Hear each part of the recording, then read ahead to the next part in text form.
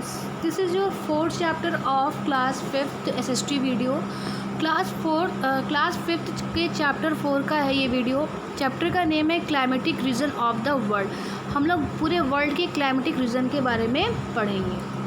Okay, आगे देखिए, start करते हैं यहाँ से कि broad areas having a similar type of climate. जब बहुत लंबे एरिया में, बहुत घने एरिया में एक तरह का क्लाइमेट होता है तो उसे क्लाइमेटिक रीजन कहते हैं। ओके, और we can divide into world 3 climatic region, मतलब पूरे वर्ल्ड को 3 क्लाइमेटिक रीजन में डिवाइड किया जा सकता है। पहला क्या है?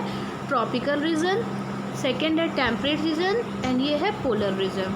मैं अभी ये समझा देती हूँ बहुत शॉर्ट में कि ट्रॉपिकल मतलब जहाँ बहुत ठंड पड़े, बहुत गर्मी पड़ेगी ट्रॉपिकल में। टेम्परेट में neither very hot nor very cold, मतलब नहीं अधिक ठंडी नहीं अधिक गर्मी, माइल्ड होगा क्लाइमेट, ठीक है।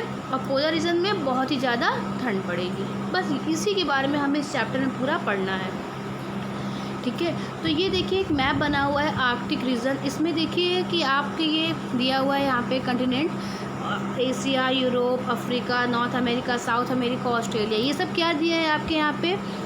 ये सब आपके क्या दिए हैं? किस कंटिनेंट में आप रहते हैं? एशिया में रहते हैं ना। तो ये सब देखिए सारे कंटिनेंट दिए गए हैं। कितने कंटिनेंट होते हैं? 7 होते हैं। ये अंटार्कटिका भी है, इसको लेके 7 होते हैं, ठीक है। तो यहाँ पे देखिए कंटिनेंट में कलर अलग, सब कंटिनेंट में अलग अलग कलर दिया है। तो इस कलर का क्या मतलब है? इस कलर का ये जो है वेरी हॉट, जहाँ पे ये लाइट है यहाँ पे हॉट एंड वेट, मतलब कि गर्मी भी है और थोड़ा सा बारिश भी होती है। वेरी हॉट एंड ड्राई ये एरिया जो देखिए, इस कलर का एरिया कहाँ दिख रहा है? ये देख रही है इस तरह से। कूल एंड ड्राई कहाँ है? ये कूल एंड ड्राई देखिए ये सब एरिया। उसके बाद है वार्म एंड वेट, थोड़ी हल्की गर्मी और बरसात भी होती है, तो ये है। ये एरिया वेरी कोल्ड है। जहाँ जहाँ आपको इस कलर का दिख रहा है वो एरिया क्या होगा? बहुत ही ज़्यादा ठंडा होगा। और जिस तरह से यहाँ पे दिख रहा है ये क्या? माइड्रेटियन मतलब होता है नहीं अधिक ठंडी और ना ही अधिक गर्मी। तो ये कंटिनेंट के बारे में हम लोगों ने देखा। आगे देखिए कि हम स्टार्ट करते हैं ट्रॉपिकल रीजन से। जो tropical region include the countries which lie between the 2 tropics. ये जो ट्रॉपिकल रीजन है ये 2 ट्रॉपिक्स के बीच में होता है। The tropic of Cancer 23.5 north latitude and Tropic of Capricorn 23.5 south latitude.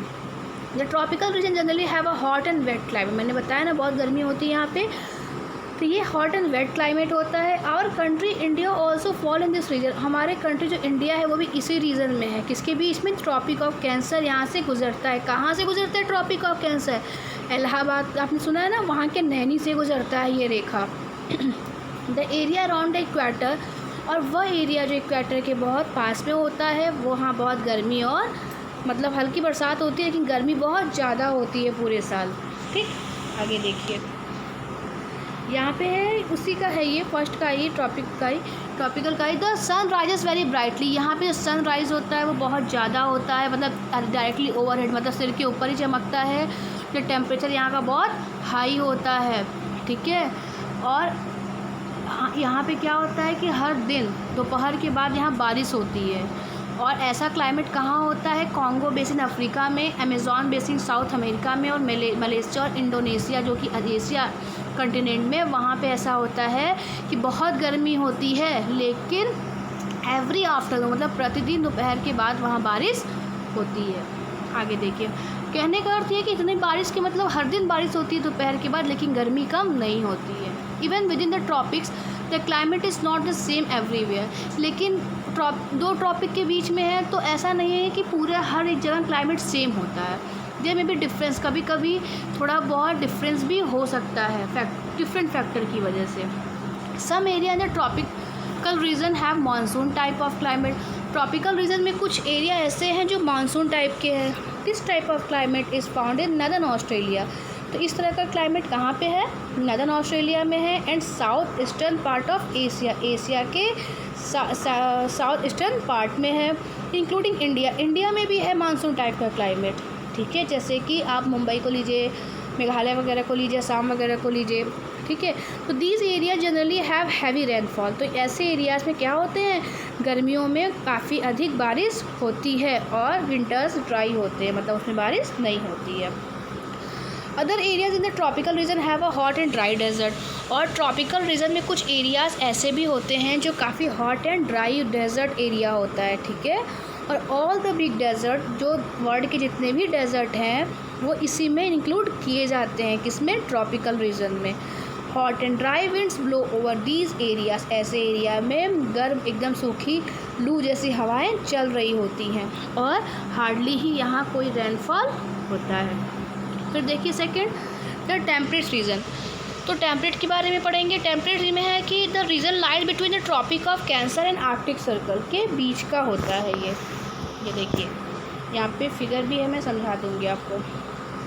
और कहाँ पे होता है, नॉर्दर्न हेमिस्फीयर में। नॉर्दर्न हेमिस्फीयर देखिए यहाँ होता है ना, यहाँ पे होता है, किसके बीच में, ट्रॉपिक ऑफ कैंसर और आर्कटिक सर्कल के बीच का होता है। And between the tropic of capricorn और tropic of capricorn and Arctic circle के भी बीच में होता है। In the southern hemisphere the sun does not shine directly, यहाँ पे जो सन है वो डायरेक्टली सनराइज डायरेक्टली शाइन नहीं करता है।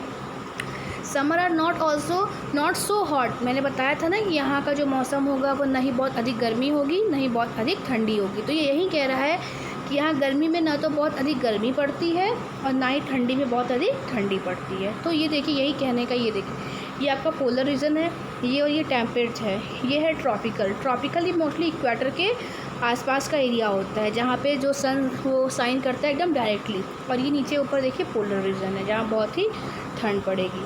आगे देखिए द पोलर रीजन, लास्ट है द पोलर रीजन।